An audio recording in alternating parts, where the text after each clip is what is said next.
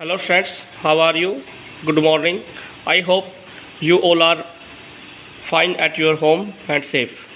तो friends previous video में हमने डिस्कस किया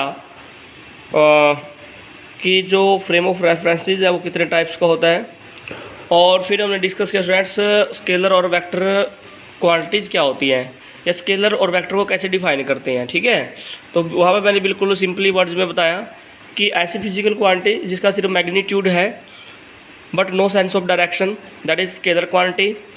और वेक्टर क्वांटिटी के बारे में मैंने बताया स्टूडेंट्स कि any physical quantity which have magnitude as well as the sense of direction, that is called vector quantity. तो बेसिकली मैंने उसको बिल्कुल क्लियर कर दिया था स्टूडेंट्स।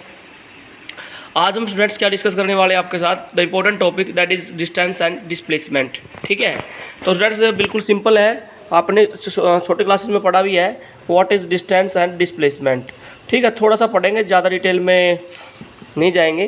तो बताइए डिस्टेंस होता क्या है स्टूडेंट्स। एक्चुअली अगर देखा जाए डिस्टेंस को हम क्या कह सकते हैं, टोटल पाथ लेंथ कह सकते हैं। क्या कह सकते हैं students, total path length.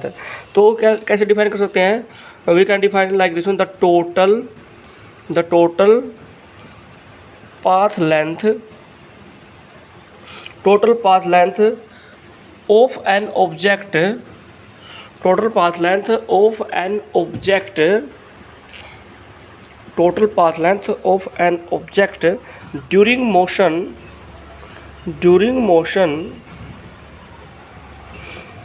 in a given time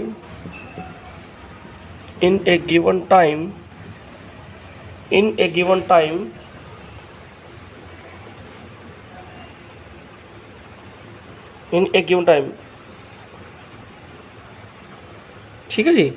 तो total path length of an object during motion in a given time, that is called distance. It means distance को कैसे डिफाइन करोगे कि किसी गिवन टाइम में टोटल पाथ लेंथ कितनी है। ठीक है, that total path length is called distance, that is called distance. तो आप कैसे डिफाइन, और भी कैसे डिफाइन कर सकते हो, it is the actual path transversed by the object in given time. ठीक है ना, तो सिंपल वर्ड्स में आप डिफाइन कर सकते हो कि the total path length is the, या it is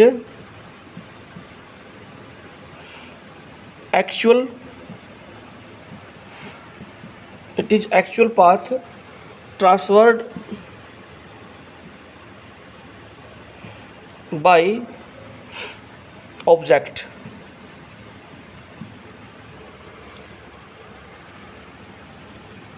in given time.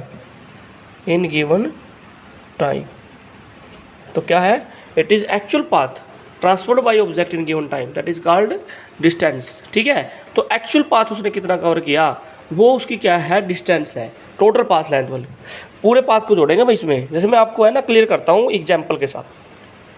ठीक है, we will clear it by giving example. Suppose मान लेते हैं an object goes from A to C.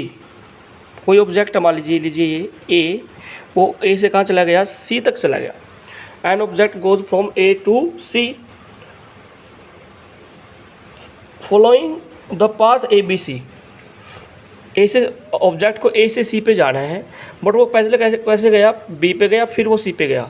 It means वो कौन सा पाथ फ्लो करता है, A B C path flow कर देता है।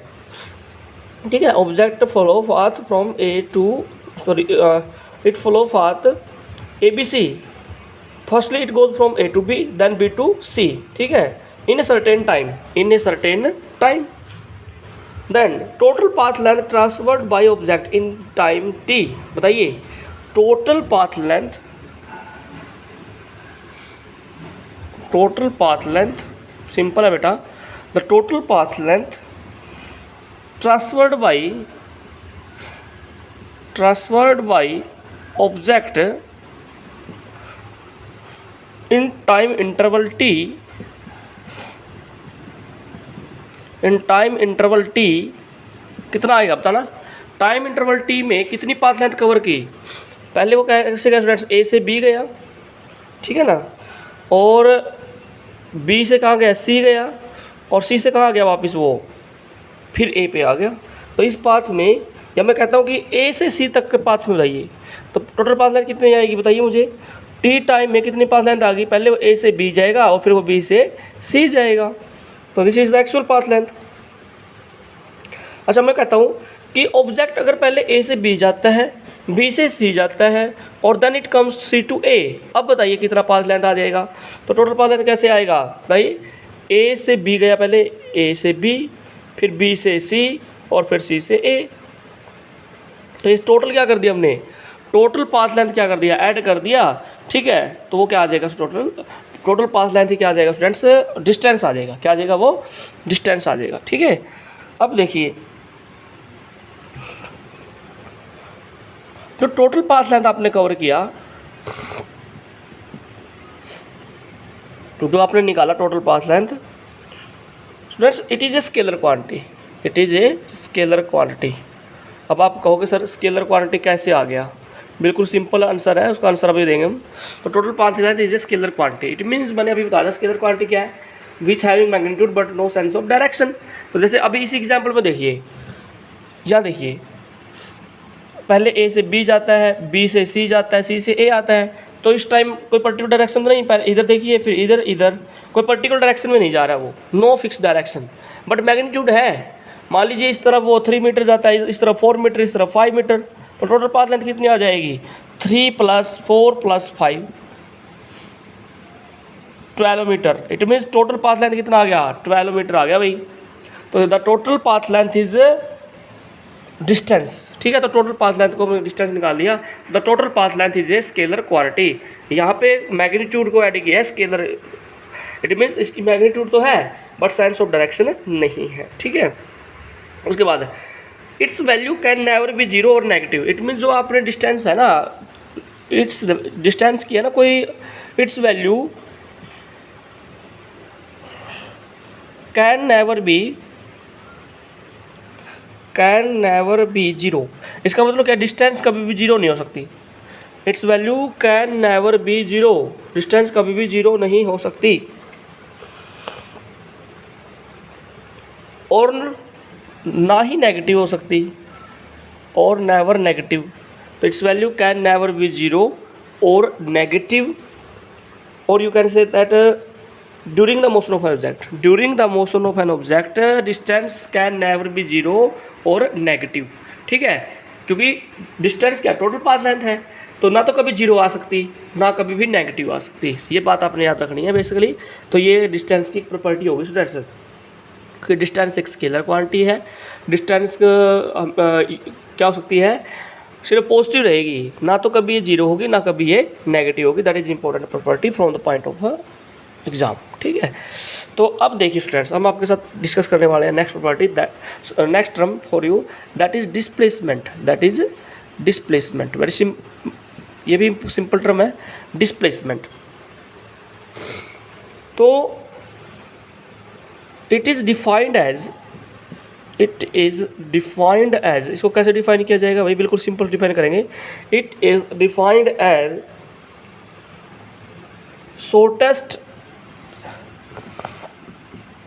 shortest distance between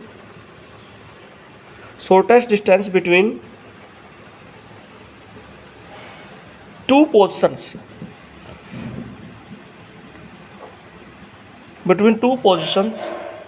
of object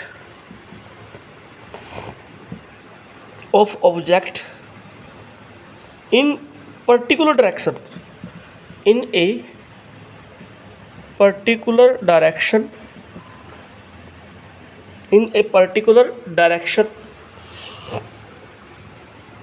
during that time, yeah, in a fixed you can say that in a given interval of time, in a given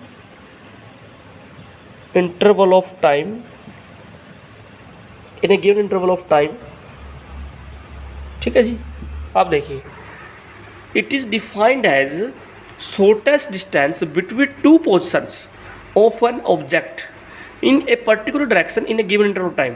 कि ये जो देखो, जो डिस्प्लेसमेंट है एक शॉर्टेस्ट डिस्टेंस है बिटवीन टू पोजिशन और in a particular direction. It means यहाँ पे मैग्नीट्यूड भी होगा, क्योंकि डिस्टेंस क्या है, आपकी मैग्नीट्यूड होता है ना डिस्टेंस का, और पर्टिकुलर डायरेक्शन लिख दिया मैंने। इट मीन्स यहाँ पे मैग्नीट्यूड भी और डायरेक्शन भी। तो यहाँ से एक बात तो क्लियर हो गई कि डिस्प्लेसमेंट क्या एक वेक्टर क्वांटिटी है, ठीक है। लेकिन उससे पहले देखिए इसने बोला कि it is the shortest distance, तो वो शॉर्टेस्ट डिस्टेंस कैसे है, शॉर्टेस्ट पाथ कैसे है।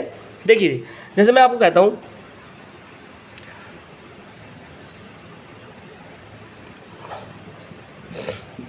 आपको मान लीजिए कहाँ जाना है, ए से सी जाना है। क्या जाना है आपको, ए से सी, ए टू सी आपको जाना है। तो एक पर्सन कैसे जाता है, पहले जाता है वो A to B, then come B to C. तो वन पर्सन ए से बी जाता है, बी से सी जाता है। तो ये क्या हो जाएगा, इसका टोटल पाथ लेंथ निकालें तो काफ़ी ज़्यादा जाएगा ना। मान लीजिए ये आपका 3 है, ये आपका 5 है, ये आपका 4 है। लेकिन हमें स्टार्टिंग पॉइंट क्या था, ए, और एंडिंग पॉइंट क्या आपका सी। तो पर्सन क्या करता है, पहले ये पाथ चूज करता है ए to B, B to C. तो इसका या इसका मतलब बिटवीन 2 पॉइंट्स अगर देखा जाए तो टोटल पाथ लेंथ कितनी आई, 3 + 5, 3 + 5 यानी कि A B plus B C that is equal to 3 + 5, 8 आ गया मान लीजिए मीटर। लेकिन एक पर्सन क्या करता है, डायरेक्ट ए टू सी चला जाता है। तो ए टू सी कितना है, दैट इज़ 4 मीटर। इसका मतलब पहुंचना तो आपको कहाँ पे है, सी पे ही पहुंचना है ना। तो इट मीन्स ये शॉर्टेस्ट पाथ है उसका, क्या उसका ये शॉर्टेस्ट पाथ है बिटवीन द 2 पोर्शंस। और एक पर्टिकुलर डायरेक्शन भी होगी, यहाँ पे देखो एक फिक्स ए टू सी एक फिक्स डायरेक्शन होगी ना। अब उसकी डायरेक्शन चेंज नहीं हुई, यहाँ पे अलग डायरेक्शन है, यहाँ पे अलग है, तो एक फिक्स डायरेक्शन भी आ गई स्टूडेंट्स। तो we can say that the shortest path between the 2 portion that is called displacement. तो डिस्प्लेसमेंट कितनी आई, A to C that is equal to 4। तो ए टू सी कितनी आ गई, 4 मीटर आ गई। ठीक है स्टूडेंट्स, तो मुझे लगता है कि आपको ये समझ में आएगा। इसकी जो प्रॉपर्टीज़ है हम नेक्स्ट वीडियो में डिस्कस करेंगे स्टूडेंट्स। Thanks for watching.